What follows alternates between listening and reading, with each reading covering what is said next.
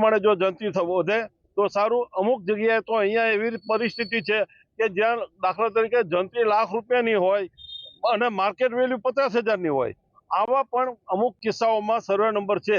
એ તમામ મુદ્દાને ધ્યાનમાં લઈ અને સરકારે જંત્રી તરફ ધ્યાન આપવું જોઈએ। નાના લોકોની રોજીરોટીને ધ્યાનમાં રાખીને અને આજુબાજુ ગામડાના વિસ્તાર જ્યારે સુરેન્દ્રનગરમાં રહેવા આવતા હોય ત્યારે ખેડૂત વર્ગ જે વધારે છે તો નાના વર્ગની મુશ્કેલી ધ્યાનમાં ન પડે।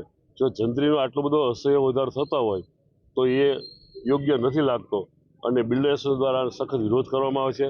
ગુજરાત સરકારમાં પણ આની માગણીમાં લોકો મૂકી છે તો આનો અમલ વહેલા વહેલી તકે થાય એ મારી માગણી છે। સાથે સાથે જે 4-5 આજુબાજુના જે ગામડા છે એમાં પણ અમારી એવી માગણી છે કે સ્ટેમ્પ ડ્યુટી નાયબ કલેક્ટર સાહેબ પોતે રીસર્વેની કામગીરીનું ધ્યાન આપે।